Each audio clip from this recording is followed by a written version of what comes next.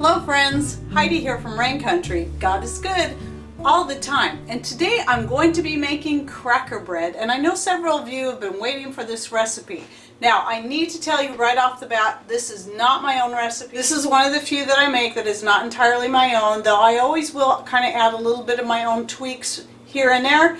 I'm going to stick with the basic recipe that I found on allrecipes.com. I just stumbled upon it one day. I don't remember what I was looking for. I might have been looking for crackers, and I came across this and it sounded really good, and I thought I'd give it a try. Apparently it's based off some kind of brand or whatever called Lavish Cracker Bread. I don't know anything about that. I just know that the recipe looked good and I thought I'd give it a try. It's also very easy with only a few ingredients. All you need is your dry yeast, a little bit of salt, and flour and water, and that's it. Okay, the first thing you want to start with is the recipe says a half cup of whole wheat flour. So here's the main change I'm going to make, and I've been doing lately, is I'm using a whole cup of my whole grain flour, and this isn't just wheat. It has spelt in it, it has einkorn wheat, it has buckwheat, and yeah, and then the whole white wheat. And so I'm using a whole cup, but no more than that. The one thing about the cracker bread, though I do want to try it eventually with 100% whole grain flour, I'm going to start with just a real small batch. But in order to keep it light and crispy as possible, it does work best using more of a white flour. And so like I said, the recipe is a half cup. I'm going with a whole cup. And then the rest of the flour you use, which could be up to 3 cups, is going to be of your white flour. In this case, it's probably going to be more like 2 cups of white flour. And then up to a teaspoon, a half teaspoon to a teaspoon of salt. That's going to be entirely up to you.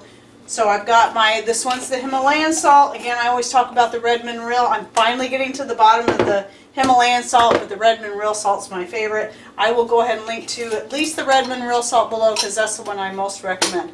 And then you're going to want what they would say a package of dry yeast, which typically works out to be 2 teaspoons of your yeast. So I put, and I use my hand to measure because I know roughly what a teaspoon to 2 teaspoons to a tablespoon is.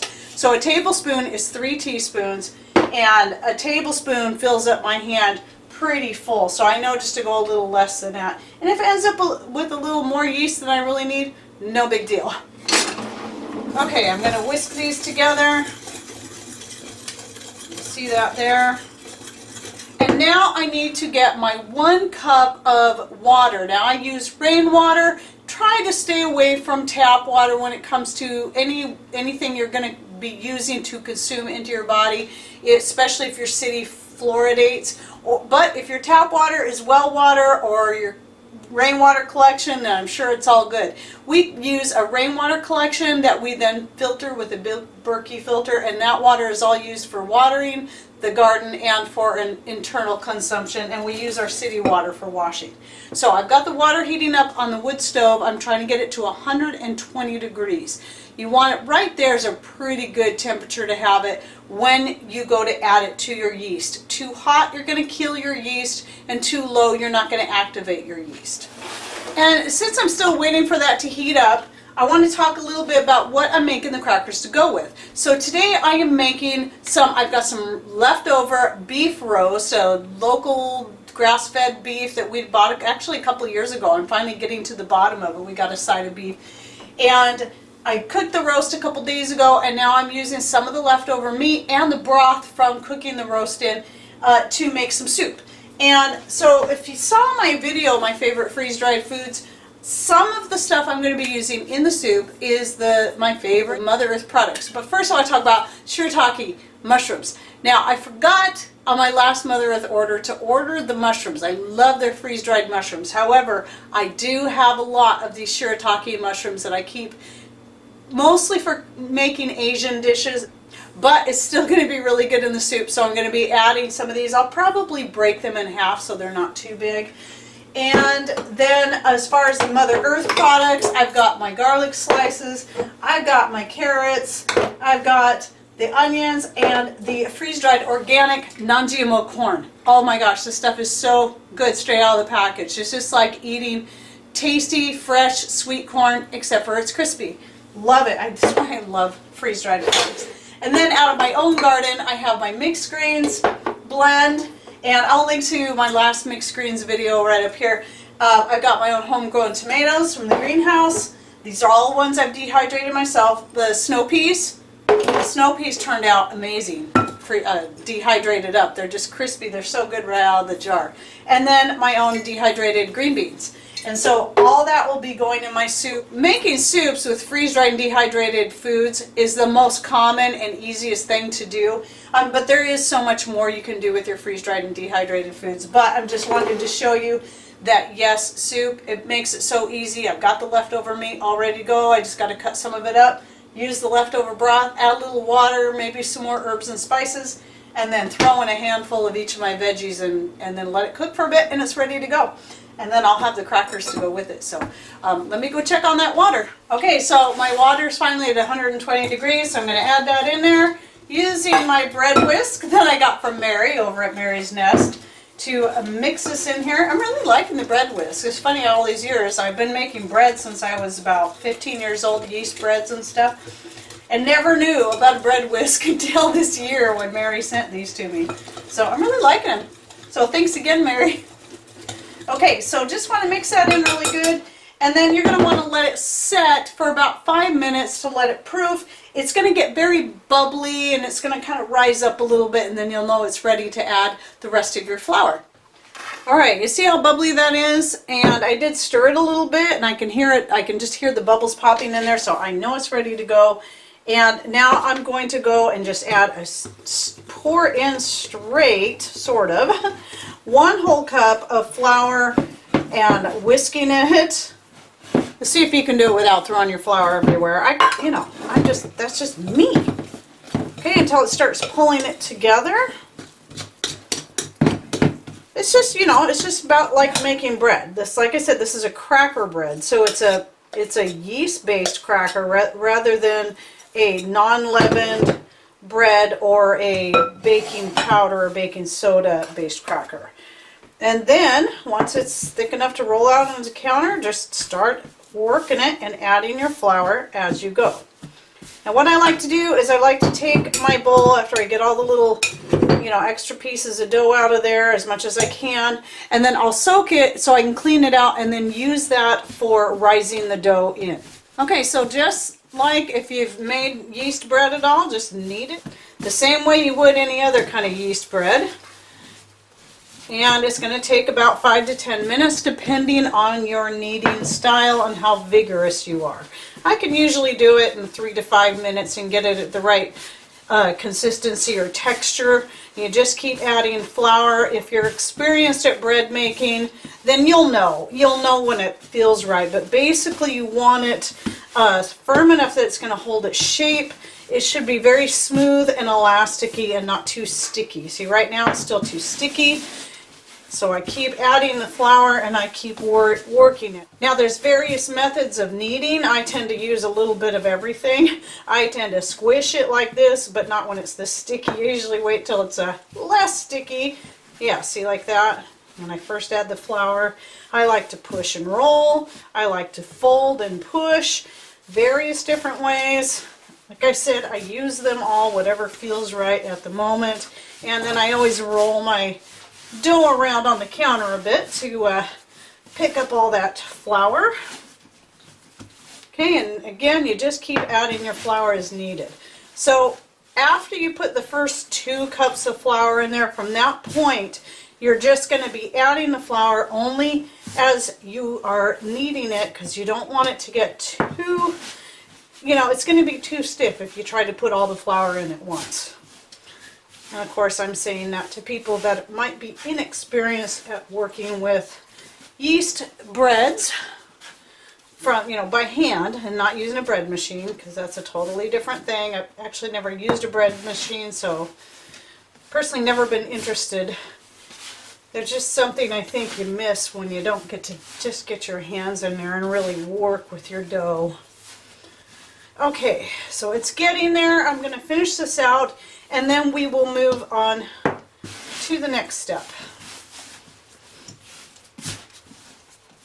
Okay, now that I've got my bowl cleaned out and dried, you want to make sure you dry it. I like to do it that way because then I don't have as many dishes to wash later. So just put a little bit butter into the bowl, and then I like to spread it with my hand, and then whatever extra, I spread it around. I don't mind it as liberal as possible with that butter. If you are vegan, you can go ahead and just use coconut oil or avocado oil, whatever oil you prefer. You just want to make sure that you've got your dough and your bowl well coated. This is going to help keep it from drying out during the rising process. Okay, and then the next thing you want to do is cover it with a clean towel and set it in a warm place to dry for about an hour, which for me is going to be close to my wood stove. And then I'm not going to worry, I'll scrape some of this stuff off, but I'm pretty much going to leave the mess here because I'm going to need this for rolling. I'm going to have to mess it up again when I go roll the bread out into the crackers. So I'll be back when they're ready to start doing that. All right, once your dough has pretty much doubled in size, go ahead and punch it down and throw it out on your floured surface. In fact, I'm going to take this and scrape out some more of that butter. Let's not waste any of that good stuff. Okay, and then what you're going to want to do is you're going to want to divide this into however many parts is going to work best for you. Sometimes I'll just divide it into about 8 parts, and then from there I will I might make those parts smaller depending on what I'm doing. Okay, so just doesn't matter if they're equal. Now, the way I typically roll out the dough, and by the way, I currently have the oven preheating to 500 degrees. So this is one of the rare times I actually use our electric range because I can't get the wood stove. I can't really do this on the wood stove. I probably could, I haven't tried it yet, but you really have to have 500 degrees and you need to be able to bake it. And my toaster oven doesn't get that hot. But anyway, the way I typically do it is I will just roll this into a disc shape, like about the size of a pie crust if you're making a pie crust. And again, it depends on how many pieces I decide to cut it into. This is going to be a bigger size, and you want to roll it as thin as you can get it. Okay, and keep kind of running it around and get it well floured. The great thing about this is if you're not concerned about it looking any specific way, if you're just making these to enjoy, then you know you don't have to have any special fancy shapes. You just roll it into a circle or a square or whatever, and then bake it, and then it's gonna be very crispy once it's done baking, and then you can simply just break it up into smaller pieces. That's typically what I do. Now, one of the things I'm learning is the best thing to do is to poke some holes in there so you don't get the massive bubbles. Otherwise it bubbles up and gets really huge. So what I have in the oven is I have a stoneware baking sheet like this already in there, heating up with the oven. That's important. You want it to be as hot as the oven when you go to do this. So once everything is heated up to 500 degrees, I am going to take this and just toss it right onto that baking sheet straight into the oven. But for now, what I'm going to do is while that's still heating up, I'm going to go ahead and roll out some more, and I thought I would try something else that I haven't tried yet for fun, just to see how it turns out. Now, because of how fast you have to work with this, this is typically not going to be what I'm going to want to do. Because you only bake these crackers for 3 minutes. You do not want to go any less or any more than that because, you know, depending, of course, how hot your oven actually gets, because everybody's oven, the temperatures will vary. But if it's not enough, they won't get crispy. If it's too much, it will burn. You know, think about it. It's 500 degrees. It's not going to take but maybe just a few more seconds for it to burn. So you really got to keep a close eye on it. Okay, well, I had to just go ahead and finish out the crackers and not videotape the rest because my son came by and he was talking, and I had to keep getting this stuff through, because once you have your oven hot and you start baking the stuff, you don't want to stop. You want to keep moving. And so I managed to get them all baked up before, cut and baked before he left. But I wanted to show you a couple ideas here. Now I took the rotary cutter, this one here that I bought for making the stracchetti or the farfalle noodles, and so you got a nice little cutter. I'll go ahead and link to this below in case you're interested, but that can give you crackers like this. What you want to make sure that you do, and I like using this size for that, is poke holes all across there like you see in saltine crackers, because if you don't, you can see these bubbles right here. What happens is if you don't have little holes all over it, it'll get one big massive bubble right in the middle, and then you got to try to push it down, and then it makes it harder for breaking up. So this typically is the way I do it, because you got to move so fast that I only did these for demonstration so you can see, and this is kind of nice, you know, they might be easier to handle, especially for using with your dip, like the salmon dip I made, as some saw in my whatever post, Facebook or something or other. Anyway, I'll go ahead and post that picture right here of the crackers with the salmon dip. That's actually not salmon, it's steelhead. People keep asking what steelhead is. It's basically, it's similar to salmon. It's actually related to trout. It just goes out in the ocean and gets a lot bigger. And that's a real simplified way to say it. But anyway, the easiest way to make these crackers is to just do it this way, because you're wanting to throw it onto the hot pan, set it for 3 minutes, and then as soon as 3 minutes is over, sometimes, like on a couple of these, I did end up putting them in for another minute, so 4 minutes. It's just going to depend, because your heat's going to fluctuate in your range, so you want to keep an eye on it. But then all you have to do is just break them up. Just like that. You see how crispy and crunchy that is, and that's just how we do it. That's the fastest, easiest way to do it. Then doing all the fancy, you know, rotary cutting and all that. Just again, the most important, make sure to poke the little holes in it with your fork so that you don't have the big massive bubble in the middle. Okay, well that's how you do it. That's how you make cracker bread, and you can use that with any kind of dip or whatever. Tonight we're going to eat it with our soup. Hope you enjoyed this video and that you learned something new. Thanks for watching. Take care and God bless.